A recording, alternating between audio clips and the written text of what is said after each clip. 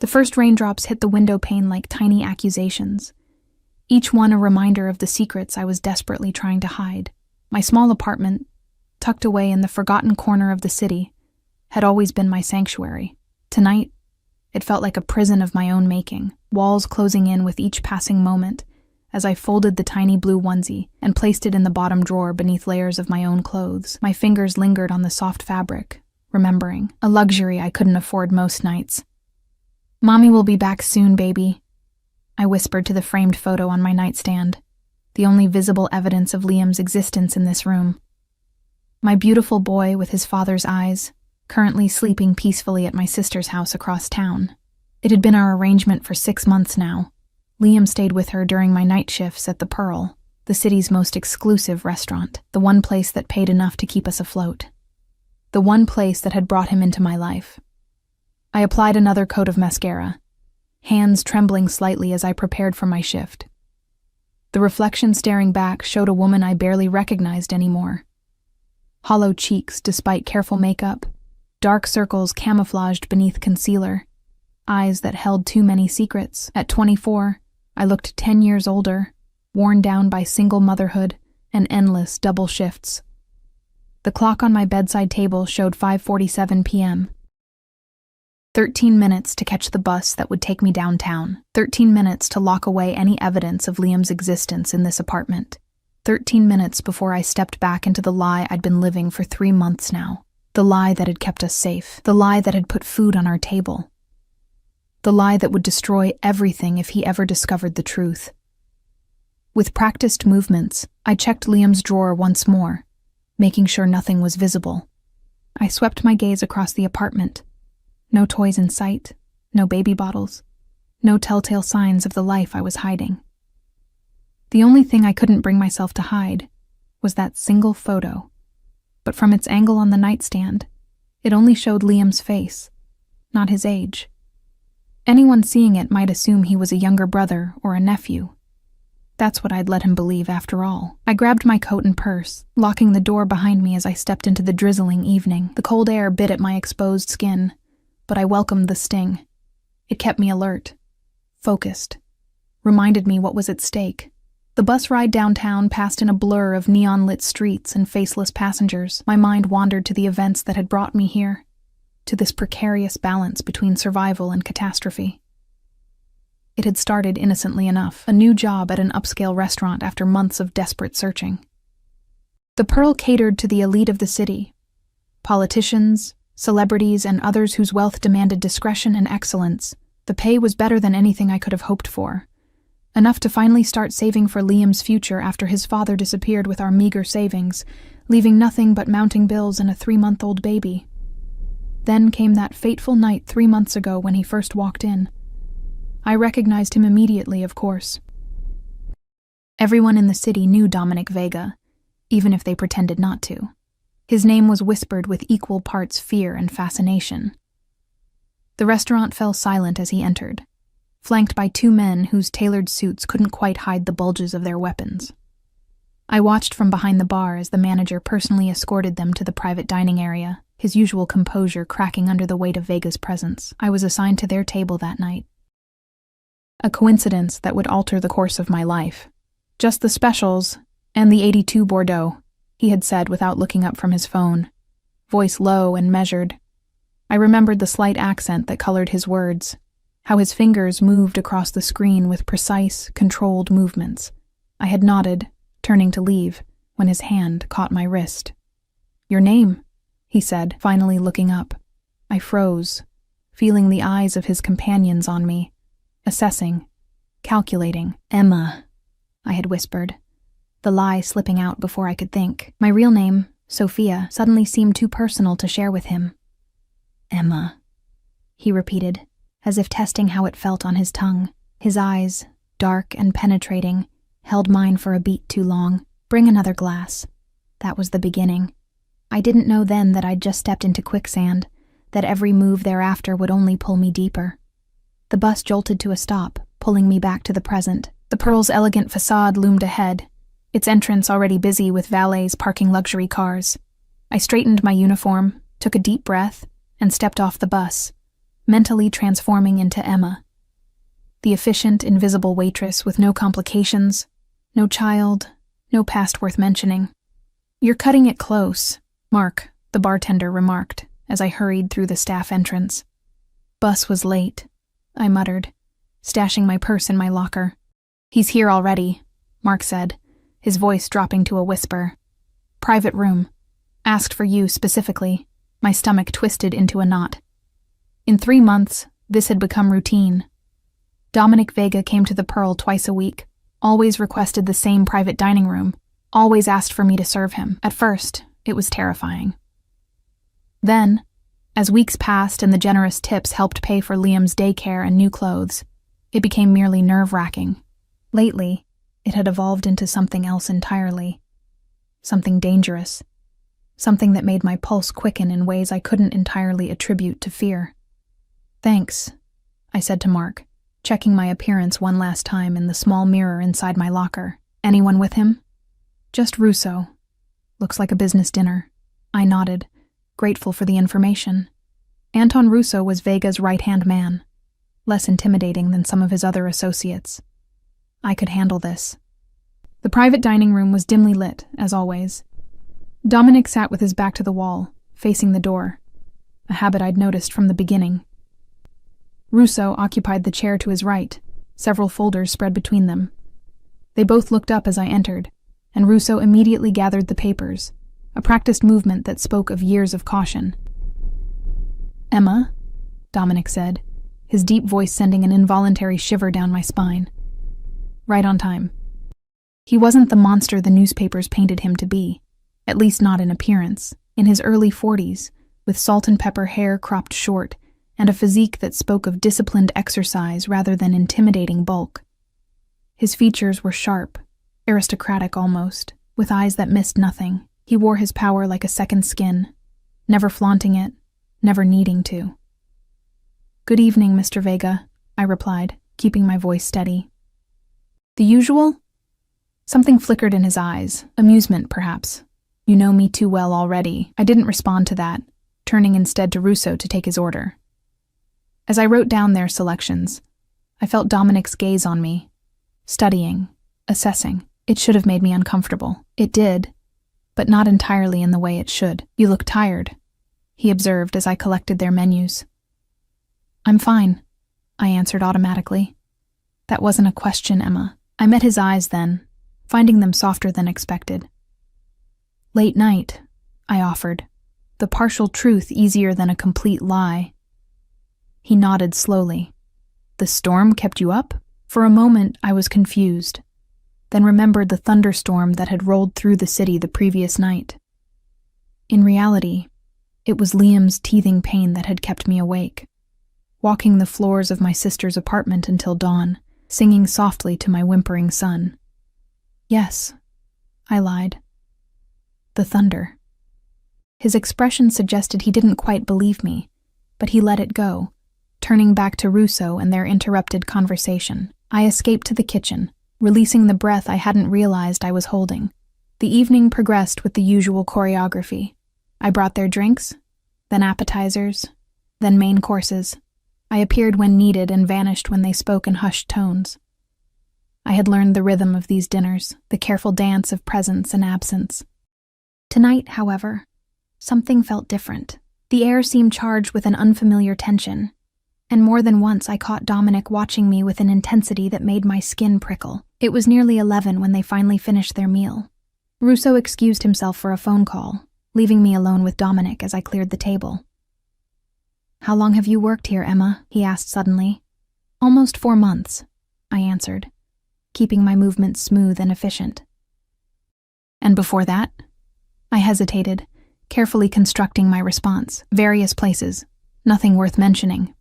"Everyone has a story worth mentioning," he countered, leaning back in his chair, swirling the remnants of wine in his glass. "You're not from here originally," it wasn't a question, but I answered anyway. "No, I moved here about a year ago. That much was true. Running to something or away from something." His tone was casual, but his eyes were sharp, observant. "Just looking for opportunities," I replied, the practiced line rolling off my tongue easily. He smiled then, a rare sight that transformed his face, softening the hard edges. "You're a terrible liar, Emma." My hands froze on the plates I was stacking. "I'm not lying. Your eyes give you away. They dart to the left when you're not telling the truth." He set his glass down carefully. "It's a common tell." Fear spread through my chest, cold and paralyzing. "I should get these to the kitchen," I said, lifting the stack of plates. "I've made you uncomfortable," he stated, not sounding particularly concerned about it. "That wasn't my intention." I forced a smile. "It's fine, Mr. Vega." "Dominic," he corrected, not for the first time. "Dominic," I conceded, knowing it was easier than refusing. He studied me for a moment longer, then reached into his jacket pocket, extracting an envelope which he placed on the table.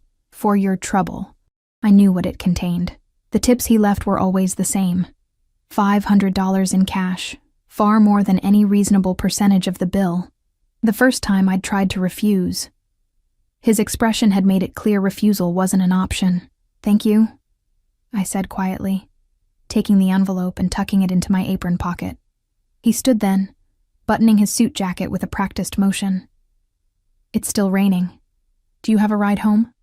"I'll catch the bus," I said, stepping back instinctively. "At this hour? In this weather?" He shook his head. "I'll have Anton drop you. That's not necessary." It wasn't an offer, Emma, and just like that, the momentary softness vanished, replaced by the steel core I knew lay beneath the surface. This was the man people whispered about. The man whose name alone could open doors or seal them shut permanently. "Thank you," I said again, knowing when to yield. 40 minutes later, I sat in the back of a sleek black SUV with tinted windows, Russo at the wheel and rain pelting the roof in a steady rhythm. I had given him my sister's address, not my own, a precaution I always took when Dominic insisted on these rides. I would wait until they drove away, then walk the 15 blocks to my actual apartment. A small inconvenience for keeping my real life separate. "He likes you," Russo said suddenly, his eyes meeting mine in the rearview mirror. I didn't know how to respond to that, so I remained silent, watching raindrops race down the window. "That's not a common occurrence," Russo continued. "The boss doesn't notice many people."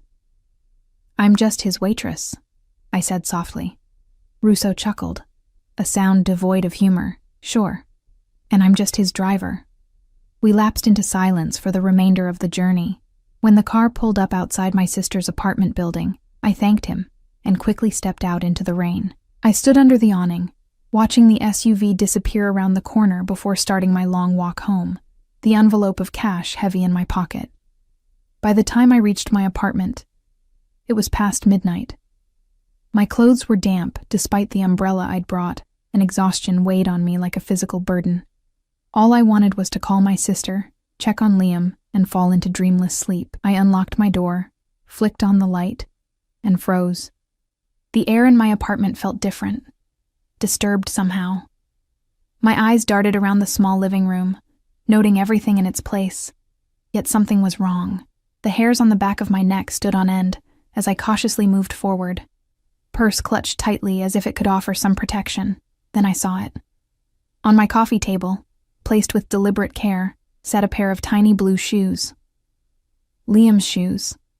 The ones I'd bought him just last week.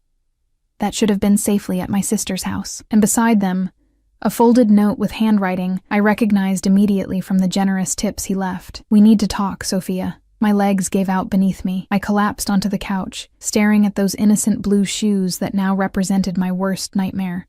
How had he found out?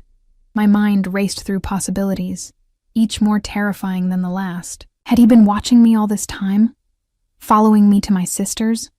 Had someone at the restaurant recognized me and told him my real name? The note sat there, mocking me with its elegant script. "We need to talk, Sophia. Not Emma. Sophia." My real name looked foreign on that paper. Dangerous. With trembling fingers, I reached for my phone and called my sister. "Soph?" Jenny's sleep-laden voice answered after 3 rings. "What's wrong? Is Liam okay?" I asked, unable to keep the panic from my voice. "He's fine. Sound asleep." Her tone shifted, now alert with concern. "What's going on? Are his blue shoes there?" The new ones? A pause. Let me check. I heard rustling, then her footsteps padding across her apartment. That's weird. I could have sworn they were in his bag, but I don't see them. Did you take them home to wash? Jenny, listen to me. I cut her off, lowering my voice, though I knew I was alone. If anyone comes to your door tonight, don't answer it. Don't let anyone near Liam. I'm coming over now. Sophia, you're scaring me. What's happening? I'll explain when I get there. Just, please, watch him like a hawk. I hung up, grabbed my still damp coat, and headed for the door. Then stopped. If Dominic had found my apartment, had been inside it, he might be watching it now. Going straight to Jenny's might lead him directly to Liam.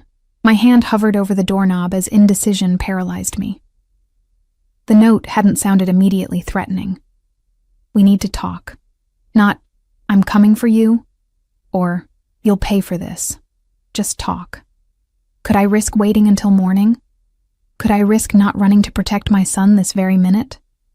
A soft knock at the door made the decision for me. 3 precise taps that sent my heart racing.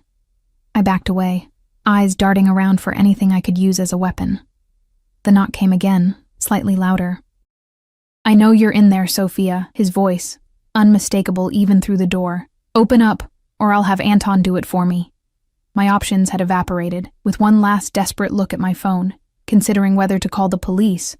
Though what good would that do against someone like Dominic Vega? I unlocked the door and opened it just enough to see him. He stood alone in the hallway, no sign of Russo or other guards. His suit was impeccable despite the late hour. Not a drop of rain on him, though it still poured outside. His expression gave nothing away, eyes dark and unreadable as they locked with mine. May I come in? He asked, the politeness somehow more frightening than any threat. I stepped back wordlessly, allowing him to enter. He moved with that same contained grace I'd observed for months, taking in my small apartment with one sweeping glance before turning back to me. You've been lying to me for quite some time, Sophia Martin, he said, using my full name, confirming he knew exactly who I was. How did you find out? I asked, voice barely above a whisper. That's your first question? One eyebrow raised slightly. Not why I'm here or what I intend to do. I swallowed hard. Those questions seemed obvious. Something that might have been approval flickered across his face. I've had you investigated since the first night you served me, he said matter-of-factly. Standard procedure for anyone who comes into my regular orbit. I knew your real name within 24 hours. The revelation hit me like a physical blow.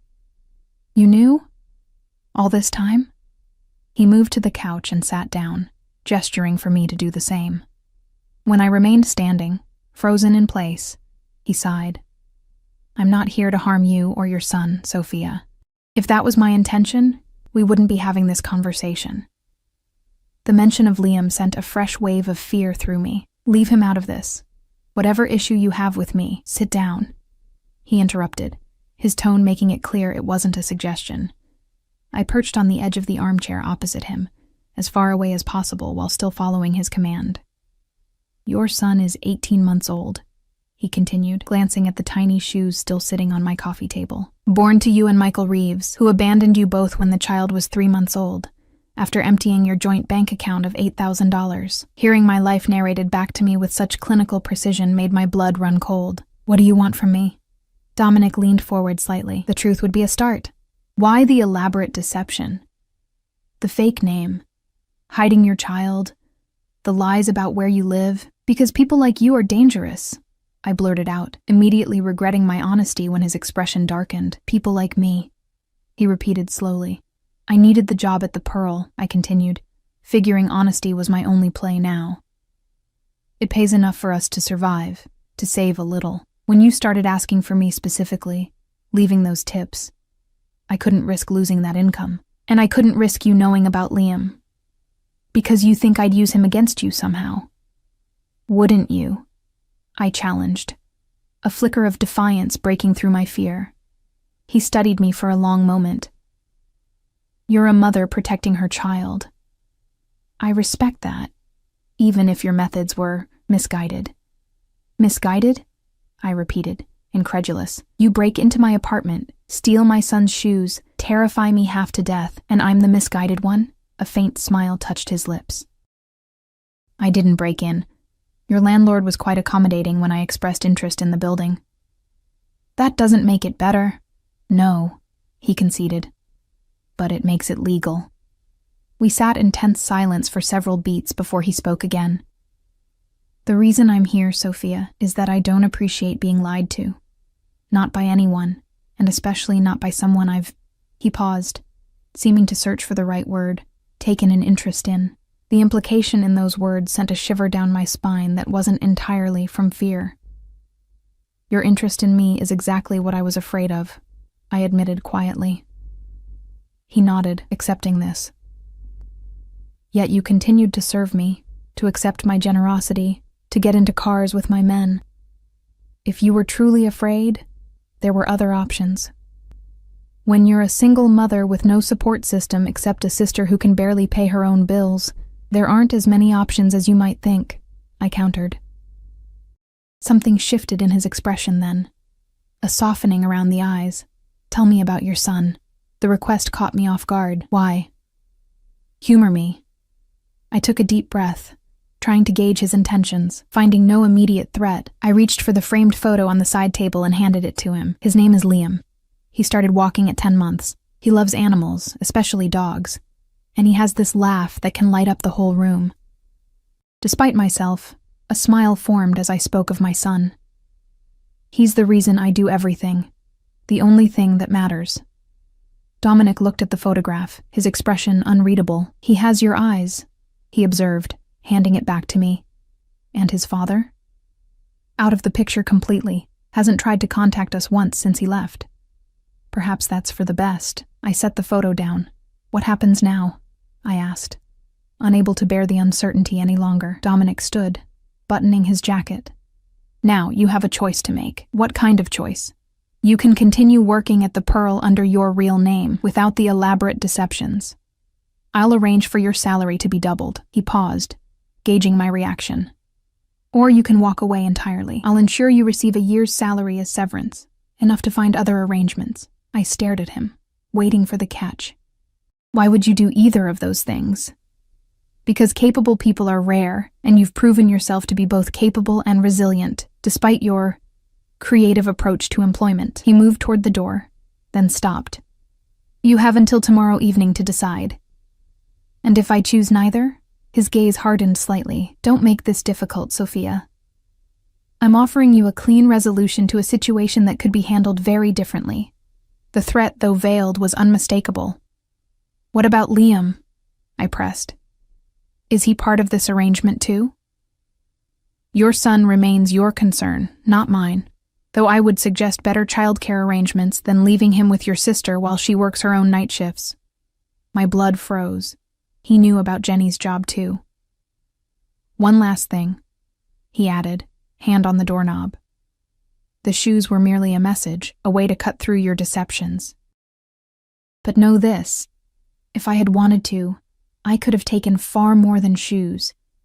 Remember that before you consider lying to me again. With that, he left, the door closing softly behind him. Only then did I realize I'd been holding my breath. I sank to the floor, adrenaline draining away and leaving me shaking. The implications of everything he'd said whirled through my mind. He'd known who I was all along. He'd been watching not just me, but Jenny and Liam too. And now he was offering me money, more money than I'd ever had, with conditions I didn't fully understand. Because capable people are rare. What did that even mean? What did he really want from me? I reached for my phone and called Jenny again. He was here, I said when she answered. He knows everything. Oh God, Soph. What are we going to do? I looked at the tiny blue shoes still sitting on my coffee table. I don't know yet, but I'll figure it out. I always do. Should I take Liam somewhere? My friend in Chicago has been asking us to visit. No, I interrupted, suddenly certain. No running. That would only make things worse. I took a deep breath. For now, just keep him close. I'll come over in the morning. After we hung up, I sat in silence, staring at those innocent blue shoes that had changed everything. The strangest part was that beneath the fear and uncertainty, another emotion had surfaced during my conversation with Dominic, a bizarre sense of relief. The exhausting web of lies I'd been maintaining had collapsed, and in its ruins lay possibilities I hadn't considered before. Dangerous possibilities, perhaps, but possibilities nonetheless. Sleep eluded me that night. I lay in bed staring at the ceiling, replaying Dominic's visit in my mind, analyzing every word, every subtle shift in his expression. By the time dawn broke, painting my small bedroom with soft gray light, I'd made my decision. I would accept his first offer, continuing at the Pearl with double the salary. Not because I trusted him, but because it kept me in his sight. An old saying echoed in my mind: keep your friends close, and your enemies closer. Though I wasn't sure which category Dominic fell into anymore, the morning crawled by as I waited for a reasonable hour to visit Jenny and Liam. At 7, I couldn't wait any longer. I threw on jeans and a sweater, grabbed my purse, and headed out. Jenny lived in a slightly better neighborhood than mine, a garden apartment with actual green space where Liam could play. I knocked softly, knowing they might still be asleep. Jenny opened the door looking as exhausted as I felt, dark circles under her eyes suggesting she'd had as little sleep as I had. "You look terrible," she said, pulling me into a tight hug. "So do you," I replied, managing a weak smile as I stepped inside. Liam was awake, playing with blocks on the living room floor. At the sight of me, his face lit up with that pure, uncomplicated joy that only toddlers seem capable of. "Mama!" he squealed, abandoning his towers to toddle toward me. I scooped him up, breathing in his clean baby scent, feeling his small arms wrap around my neck. In that moment, the fears of the night before receded slightly. This was what mattered. This was what I would protect at any cost. "I made coffee," Jenny said, leading me to the kitchen while I carried Liam on my hip, strong enough to wake the dead, which is what we both look like. Over steaming mugs, with Liam happily returned to his blocks within sight, I told Jenny everything. Dominic's visit, his offers, the fact that he'd been watching us all along. "Jesus, Soph," she whispered, hands wrapped tightly around her mug. "This is some serious Mafia movie stuff. What are you going to do?" "Accept his offer to keep working at the Pearl," I said. The double salary would mean I could finally get us a better place, maybe even in this neighborhood, and I could put more aside for Liam's future. Jenny's brow furrowed. "But at what cost? This guy clearly has some kind of interest in you. And he's dangerous, Soph. The kind of dangerous that gets people hurt." I know. I watched Liam stack one block precariously atop another, his little face scrunched in concentration. But running isn't an option. He'd find us. And refusing his offer directly might be even more dangerous. So what? You just dance to his tune now? For the moment. I met her worried gaze steadily. Until I figure out what he really wants and how to navigate this safely for all of us. Jenny reached across the table to squeeze my hand. "Whatever you decide, we're in this together. You know that, right?" I nodded, grateful beyond words for her unwavering support. We'd been each other's only real family since our parents died in a car accident 6 years ago. Jenny was the reason I'd moved to this city in the first place, after Michael disappeared with our money. "There's something else," I said after a moment. "Something I didn't mention." Jenny raised an eyebrow. "When Dominic was in my apartment, when we were talking, there was this moment." I struggled to articulate the confusing swirl of emotions I'd experienced. It wasn't just fear I was feeling.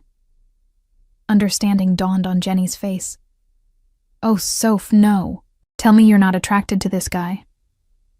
"I didn't say that," I protested, though the heat in my cheeks betrayed me. "You didn't have to." She sighed deeply. "Of all the complicated situations you could get yourself into." "It doesn't matter," I said firmly. "I'm not going to act on it. I'm just acknowledging it exists so I can be careful." Jenny's expression softened. "Just promise me you'll be smart about this. Liam needs you. I need you." "I promise," I said, looking over at my son, now attempting to climb inside his toy box. "He comes first. Always." Later that afternoon, after spending precious hours playing with Liam, reading him stories, and memorizing every giggle and new word, I reluctantly prepared to leave for my shift at the Pearl. Jenny had agreed to keep Liam overnight again, despite her own exhaustion, Call me after your shift, she insisted as I kissed Liam goodbye, trying to ignore his little hands clutching at my sweater. I don't care what time it is. I need to know you're okay. I will, I promised, gently disentangling myself from Liam's grip. Be good for Auntie Jenny, baby. His lower lip trembled as I moved toward the door. Mama stay? He asked, eyes wide and pleading. Every time I left him, it felt like my heart was being torn from my chest. Mama will be back soon, I assured him, forcing a bright smile. We'll play with the trucks tomorrow, okay? His nod was solemn, trusting. I turned away quickly so he wouldn't see the tears in my eyes. The Pearl was unusually busy for a weeknight. I slipped in through the staff entrance, changed into my uniform, and found Mark at the bar. Busy night? I asked, tying my apron.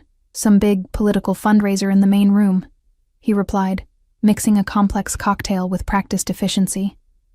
Oh, and your regular is in the private dining room. Asked for you specifically, as usual. My pulse quickened. I'd known Dominic would be here. He always came on Tuesdays, but facing him after last night's revelations felt different, more dangerous somehow. Just him? I asked, trying to sound casual. Mark nodded. Came in alone about 20 minutes ago. Seemed in a good mood, if that helps. It didn't, particularly, but I thanked him and made my way to the private dining room, steeling myself for whatever awaited me. Dominic was seated in his usual spot, reading something on his phone. He looked up as I entered, his dark eyes immediately finding mine. For a moment, neither of us spoke. Good evening, I finally said, decidedly using neither his name nor any title. Sophia, he replied, setting his phone aside. I was beginning to wonder if you'd decided to take the severance option after all. I'm here, aren't I? A slight smile touched his lips. So you are. He gestured to the chair across from him. Sit, we have things to discuss. I hesitated, then took the seat, acutely aware that this wasn't part of my normal serving routine. I have other tables, I said, the lie obvious to both of us on this particular night. No, you don't, he countered smoothly. I've arranged for you to be exclusively assigned to this room tonight. Of course he had. Fine. What did you want to discuss? Your decision, he said simply. Have you made one? I met his gaze directly. I'll continue working here if the salary increase you mentioned is genuine. Something that might have been approval flickered in his eyes. It is. Your new compensation begins today. He reached inside his jacket and produced an envelope, sliding it across the table. A signing bonus, you might say. I didn't touch it. What exactly am I signing up for, Mr. Vega? Because I get the feeling there's more to this arrangement than just waiting tables. He leaned back, studying me with interest. Smart, he murmured, almost to himself. Yes, there is more. I have use for someone with your particular qualities. And what qualities are those? I asked warily. Observant, discreet, capable of maintaining a facade under pressure. His gaze was appraising, clinical almost. You've managed to deceive me, partially at least, for months. That's no small feat. A chill ran through me.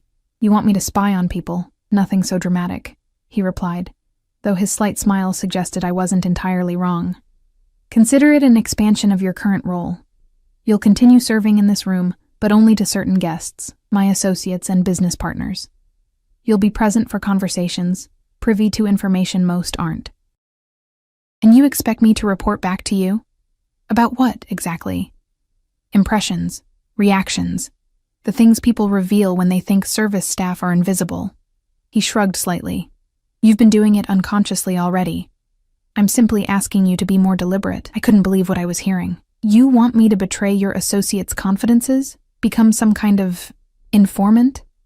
I want you to be my eyes and ears when I'm not present, he corrected. In my line of work, loyalty is rare and valuable. I reward it accordingly. The envelope still sat untouched between us.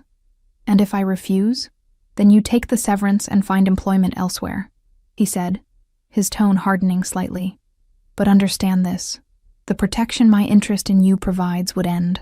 You and your son would be on your own. The threat, though implicit, was unmistakable. That sounds like coercion. I prefer to think of it as clarity. He pushed the envelope closer to me. $10,000. A new beginning, whether you stay or go. My hand hovered over the envelope. This was blood money, no matter how he dressed it up.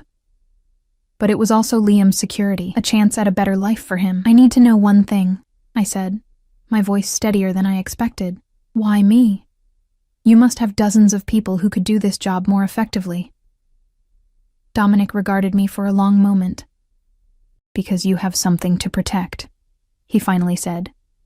That makes you both vulnerable and formidable. A useful combination. And that's it? No other reason? Something shifted in his expression. A subtle change I couldn't quite read.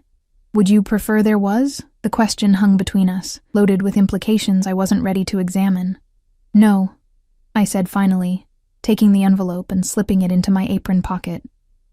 This arrangement is complicated enough already. He nodded once, accepting my answer. We understand each other then, but we didn't. Not really.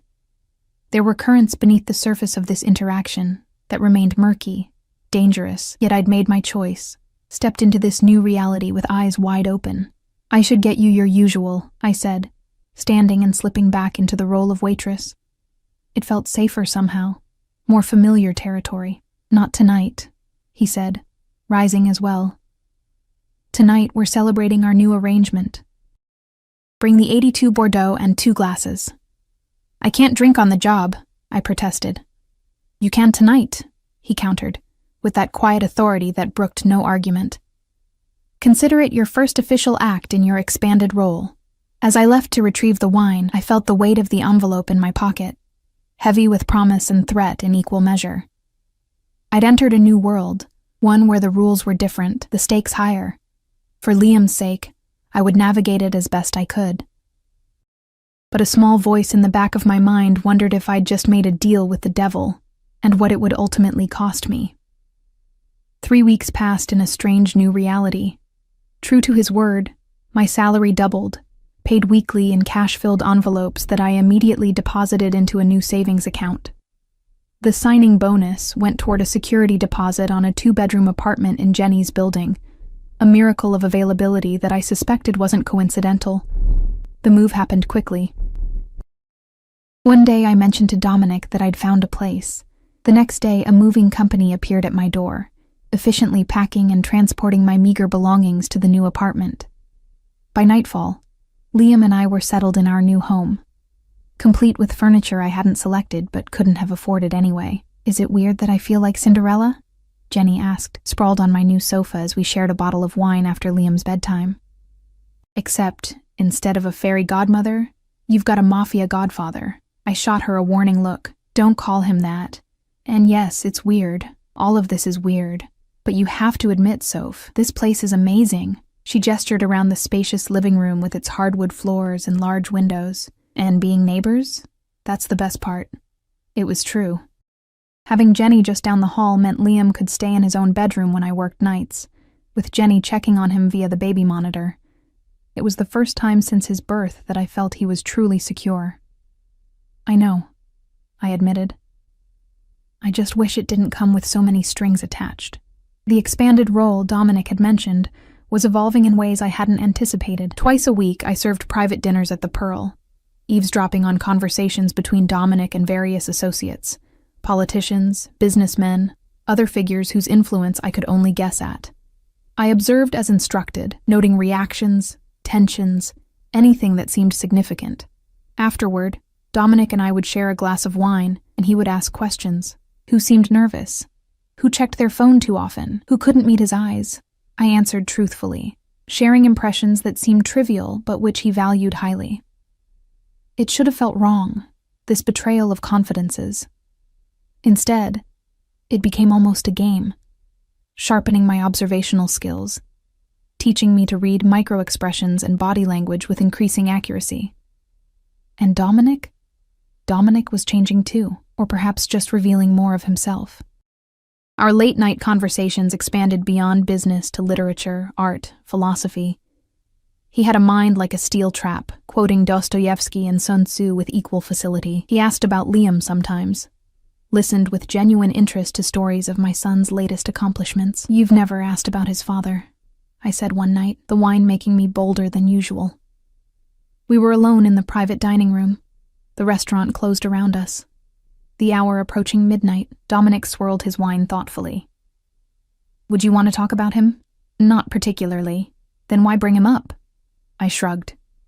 Most people are curious. They want the whole sad story. Naive girl trusts wrong guy, gets abandoned with a baby. I'm not most people, he replied simply. And I suspect there's more to your story than naive girl meets villain. He wasn't wrong. Michael wasn't a villain exactly, I admitted. Just weak, selfish.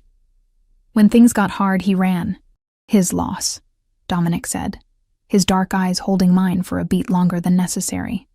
Some men don't recognize value when it's right in front of them. The compliment, if that's what it was, lingered between us, shifting the atmosphere in subtle ways I wasn't ready to acknowledge. It's late, I said, standing abruptly. I should get home to Liam. Dominic nodded, rising as well. Anton will drive you. It wasn't a question, and I'd stopped pretending I would take the bus. Russo was waiting outside as always, silent and watchful as he held the car door for me. That night, as I lay in bed, unable to sleep, I admitted to myself what I'd been avoiding for weeks. My feelings for Dominic Vega were evolving into something dangerous, something far beyond professional respect or even gratitude. There was an attraction there, powerful and undeniable, made more potent by the fact that I sensed he felt it too. But what kind of mother would that make me? To be drawn to a man like him? What example would I be setting for Liam? The questions haunted me into the dawn, unanswerable and relentless. The next evening, I arrived at the Pearl to find the private dining room occupied not by Dominic, but by a woman I'd never seen before. Tall and elegantly dressed, with the kind of beauty that seemed effortless, she looked up as I entered. You must be Sophia, she said, her accent similar to Dominic's but lighter, more musical. My brother has told me about you, brother. I tried to hide my surprise. In all our conversations, Dominic had never mentioned family. I'm Elena, she continued, gesturing for me to sit. Dominic sends his apologies. He was detained. He asked me to brief you on tonight's guests. I remained standing, uncertain. I should check with whom? She interrupted, one perfectly shaped eyebrow arching. The manager? He works for us. Dominic, he sent me. Please, sit. We have much to discuss and little time. Reluctantly, I took the offered seat. Elena studied me with the same penetrating gaze Dominic possessed, as if cataloging every detail for future reference. You're not what I expected, she finally said. What did you expect? A slight smile curved her lips. Not someone who would question me, for one. My brother's interests usually run to more compliant women. The implication stung, though I kept my expression neutral.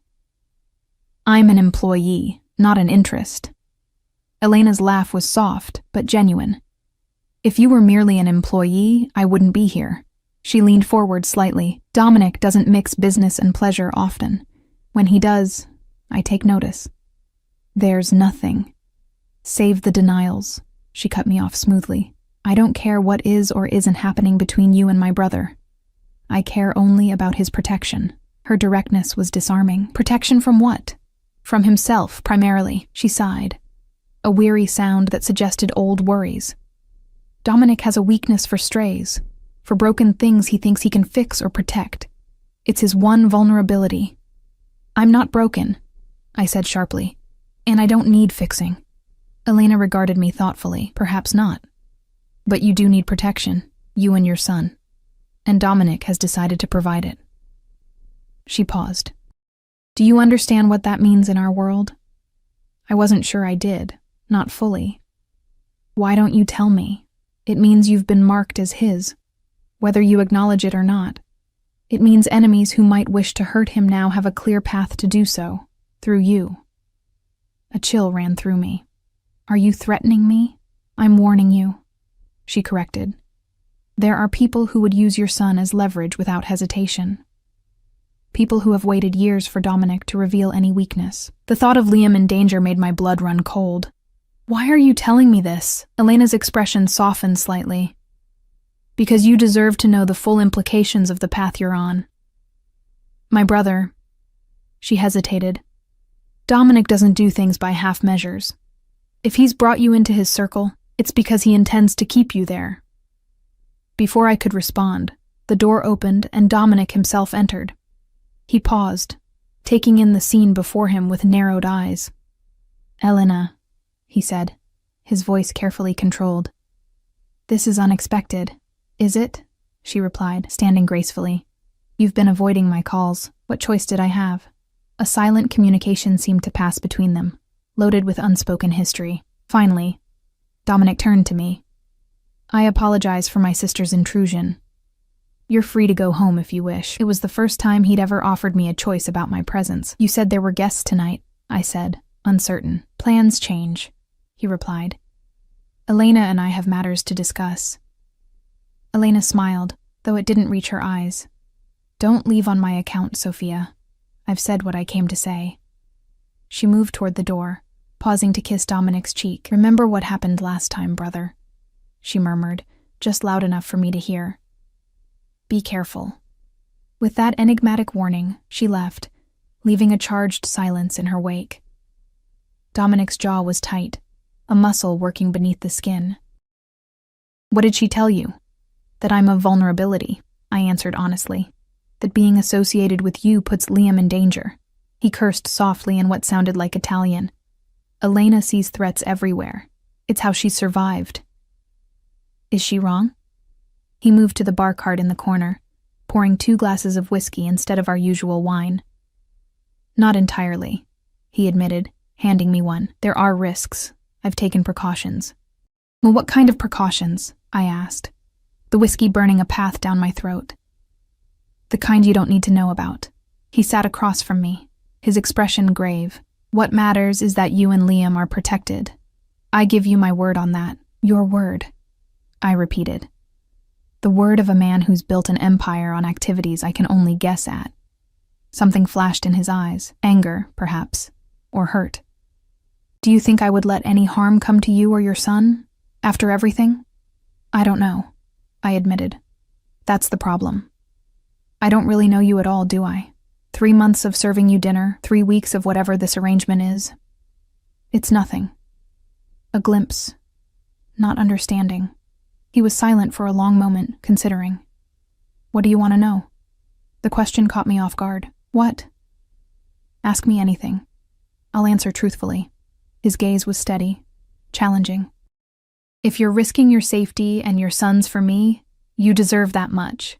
It was an unprecedented offer, one that made my heart race with both opportunity and trepidation. What did I want to know about Dominic Vega?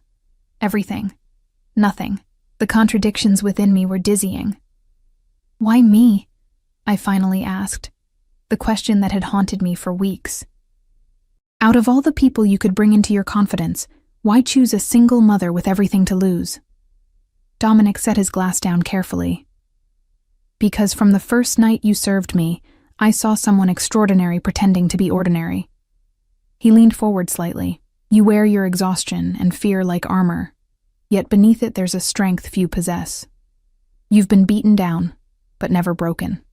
His words stirred something within me, a recognition I wasn't prepared for. And, he continued, his voice dropping slightly, because when you look at me, you see the man, not the monster everyone else fears.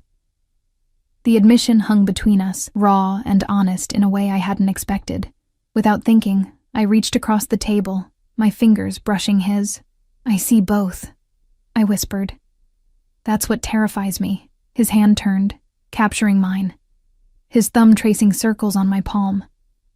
The simple touch sent electricity up my arm, a current I couldn't ignore any longer. Come work for me directly, he said suddenly. Not just these nights at the Pearl, full-time as my personal assistant. Triple your current salary, regular hours, benefits. What? I pulled my hand away, startled. Why would you? Because I want you close, he interrupted, his gaze intense. Because I'm tired of pretending this is just business. Because your insights are valuable to me beyond these dinner observations. My mind raced with implications. What about Liam? He'd be provided for, the best childcare, education, anything he needs. It was too much. Too fast. I need time to think. Dominic nodded, though I could see the tension in his shoulders. Of course. Take all the time you need. He stood, buttoning his jacket. But Sophia, Elena wasn't entirely wrong. Being in my orbit comes with risks. The question is whether you believe the protection I offer outweighs them. As Anton drove me home that night, my thoughts were a tangled mess of warnings and possibilities. Dominic's offer represented security for Liam beyond anything I could provide on my own. But at what cost? And could I trust his promise of protection? Or was I naively stepping deeper into a world I didn't understand? More troubling still was the realization that my decision might not be based entirely on practical considerations. The way my body responded to his touch, the connection I felt when our conversations stretched into the night, these weren't things I could simply dismiss. I was falling for Dominic Vega, despite knowing better, despite Elena's warnings, despite everything. And that, more than anything, terrified me to my core. Block 5. The decision consumed my thoughts for days. I went through the motions of my life, caring for Liam, working my regular shifts at the Pearl, even serving Dominic during his usual Tuesday dinner. But my mind was elsewhere, weighing options, imagining futures. I avoided giving Dominic an answer, and to his credit, he didn't press. Our interactions remained professional, though the undercurrent of tension between us was palpable. His eyes followed me as I moved around the private dining room, his fingers lingering when I handed him a glass. Small moments of contact that left me breathless. A week after his offer, I was in the park with Liam, watching him navigate the playground with the determined concentration only toddlers possess. Jenny sat beside me on the bench, having joined us on her day off. "You're a million miles away," she observed, nudging my shoulder. "Thinking about him again?" I nodded, unable to deny it. "I don't know what to do, Jenny. His offer it would change everything for us." "But," she prompted, knowing me too well. "But I'm afraid," I admitted. "Not just of him or what he might expect, but of myself, of what I might become in his world." Jenny was silent for a moment, watching Liam as he triumphantly climbed to the top of the slide. "You know I've never been his biggest fan," she finally said. "The whole situation scares me, but I've seen the changes in you these past weeks." "Changes?" I glanced at her, surprised. "You stand straighter. You laugh more easily. There's a confidence in you I haven't seen since before Michael left." She squeezed my hand. "Whatever this man brings into your life, it's not all bad." Before I could respond, Liam let out a delighted squeal as he zoomed down the slide. I clapped and called encouragement, momentarily distracted from our conversation. When I looked back at Jenny, her expression had changed, eyes widening as she stared at something over my shoulder. I turned to follow her gaze and felt my heart stutter. Dominic stood at the edge of the playground, looking distinctly out of place in his impeccable suit among the casual weekend attire of other parents. Russo was nowhere to be seen, though I suspected he wasn't far. "That's him?" Jenny whispered. I nodded, watching as Dominic approached, his gaze fixed on me with an intensity that made my pulse quicken. "Sophia," he greeted me, then nodded politely to Jenny. "You must be the sister. Elena mentioned you." Jenny straightened, protective instincts visibly kicking in. "And you're the man who's turned my sister's life upside down." A hint of amusement touched his eyes. "That's one perspective. Why are you here?" I asked, scanning the playground for Liam.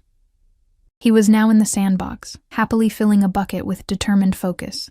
"We need to talk," Dominic said. "Privately." Jenny started to protest, but I squeezed her hand. "It's okay. Can you watch Liam for a few minutes?" She nodded reluctantly. "I'll be right here if you need me." I followed Dominic to a spot several yards away, still within sight of the playground but out of earshot. The spring sunshine fell across his face, softening his features in a way the dim restaurant lighting never did. "This is unexpected," I said, crossing my arms defensively. "Circumstances changed," he replied.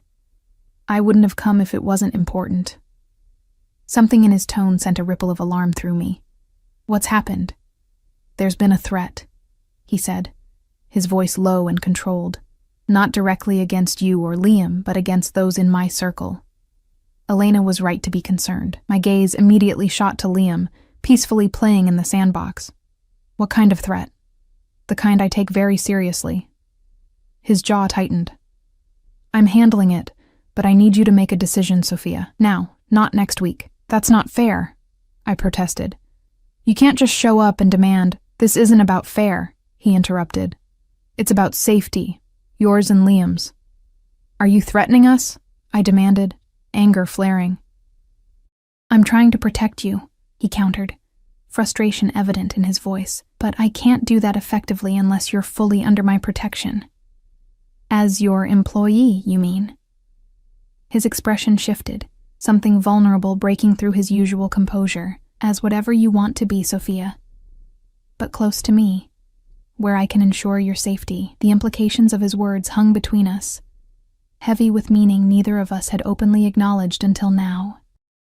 And if I say no, I asked quietly, then I'll respect your decision, he said after a moment. I'll provide security for you and Liam as best I can from a distance. But it won't be the same. I looked back at the playground, at my son happily oblivious to the life-altering conversation happening just yards away. I need to think about this. Today. Not next week. But at least today. Dominic nodded, his relief visible. Tonight. I'll send Anton for you at 8. He paused, then added, bring Liam if you need to. My home is secure. The mention of his home, a place I'd never seen, never even heard him discuss, underscored the gravity of the situation. This wasn't just about a job offer anymore. Okay, I agreed, tonight. As he turned to leave, I caught his arm. Dominic, is Liam truly in danger? His eyes met mine, dark and serious. Everyone I care about is at risk right now. But I will burn this city to the ground before I let anyone touch your son. You have my word. The fierce protectiveness in his voice should have frightened me. Instead, it settled something within me, a piece clicking into place that I hadn't realized was missing. When I returned to Jenny and Liam, my sister took one look at my face and sighed. You've made your decision, haven't you? I think I made it weeks ago, I admitted. I just wasn't ready to acknowledge it. That evening, after putting Liam to bed in his room at our new apartment, I sat with Jenny in the living room, waiting for Anton to arrive. Are you sure about this? She asked for the third time. Once you step into his world fully, I'm not sure you can ever truly step out again. I'm not sure about anything, I admitted, except that when I'm with him, I feel seen, like he understands parts of me that I've kept hidden from everyone else. Jenny's expression softened.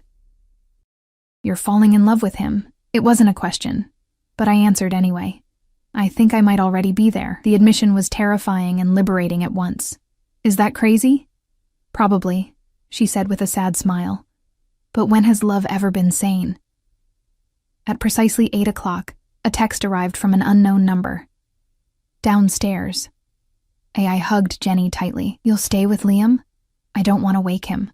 Of course, just be careful, Soph, and call me if you need anything, anytime. The ride to Dominic's home was silent, Anton's usual stoicism in full force. We drove out of the city, up winding roads into the hills, eventually passing through a gate and up a long driveway to a modern mansion nestled against the mountainside. Floor-to-ceiling windows looked out over the city below, lights twinkling like earthbound stars. Anton led me inside without a word, through an expansive living area with minimalist furnishings, to a terrace where Dominic waited. He stood with his back to me, gazing out at the view, a glass of amber liquid in his hand. Thank you for coming, he said without turning. Your message didn't leave much room for refusal, I replied, moving to stand beside him at the railing. He glanced at me then, his expression softening. Liam? Asleep at home. Jenny's with him. Dominic nodded, offering me the glass in his hand. I took it, our fingers brushing in the exchange, that now familiar electricity sparking between us. This is quite a place, I said, taking a sip of what turned out to be excellent scotch. Not what I expected. What did you expect? A fortress? Underground bunker? A hint of amusement colored his tone. Something less beautiful, I admitted. Beauty matters, he said simply, especially when much of life is ugly. We stood in companionable silence for a moment, the night air cool against my skin. The city spread before us like a glittering tapestry. Tell me about this threat, I finally said. Dominic turned to face me fully. A rival organization. They've made moves against several of my businesses in the past month. Yesterday they targeted someone close to me. A cousin. He'll recover. But the message was clear. That they can get to anyone you care about. I finished for him. Yes. His gaze was intense, unwavering. That's why I need you to decide. Not just about the job, but about us. What you want this to be. My heart hammered in my chest. What do you want it to be? More, he said simply. I want you in my life, Sophia. Not just as an employee, not just as someone I protect, as a partner. As mine. The possessiveness in that final word should have repelled me. Instead, it ignited something primal and longing. And Liam? Would be as much mine to protect as he is yours, Dominic said without hesitation. I would never try to replace his father, but I would be whatever he needs me to be. I set the glass down on the railing, turning to face him fully. It's dangerous being yours. Yes, he acknowledged. I won't lie about that. And complicated. Your world is so far from anything I understand. You understand more than you think. He moved closer, not touching me yet, but near enough that I could feel the heat of his body. You see people clearly, Sophia. You always have. It's what drew me to you from the beginning. Not my sparkling personality or stunning beauty, I joked weakly. The corners of his mouth lifted slightly. Those didn't hurt. I took a deep breath, the biggest question still unasked. Do you love me, Dominic? Or am I just someone you want to possess? He didn't answer immediately, seeming to weigh his words carefully. I've never said those words to anyone outside my family, he finally said. They're not words I use lightly.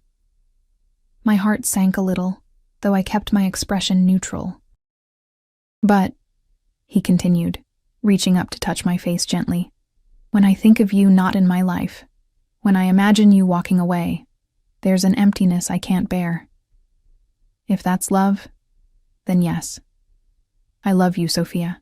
The confession, halting and imperfect as it was, broke something open inside me. I closed the distance between us, my lips finding his in a kiss that had been building for months. His arms encircled me immediately, pulling me against him with a hunger that matched my own. When we finally broke apart, breathless, I rested my forehead against his. Yes, I whispered. To all of it. The job, being yours, everything, but I have conditions. A smile touched his lips. I would expect nothing less. Liam comes first, always. His safety, his happiness, his future. Agreed, he said without hesitation. Jenny stays in our lives. She's the only family we have. Of course. And I hesitated, then plunged ahead. I need to know what you do. Not every detail, but enough to understand the world I'm entering. No more shadows and half-truths. Dominic was silent for a long moment, considering. That puts you at risk. I'm already at risk, I countered. Knowledge is protection too. Finally, he nodded. Agreed. Starting tomorrow, I'll show you everything you need to know. And tonight? I asked, suddenly aware of how alone we were, how close his bedroom likely was. His eyes darkened. Tonight is about us, just us. As his lips found mine again, more demanding this time, I surrendered to the feeling I'd been fighting for so long. This man, dangerous, powerful, complicated, had somehow become essential to me, to us. I didn't know what the future held, what challenges we would face as my world merged with his. There would be danger, yes. Difficult choices. Moments when I would question everything. But as Dominic led me inside, his hand warm and sure in mine, I knew one thing with absolute certainty. I was no longer alone in facing whatever came next. For the first time since becoming a mother, I had found someone who would stand beside me, who saw me fully and wanted me anyway. For Liam, for myself, I had found a new beginning in the most unlikely place. in the arms of a man the world feared, but who had shown me nothing but protection and care. And for now, that was enough.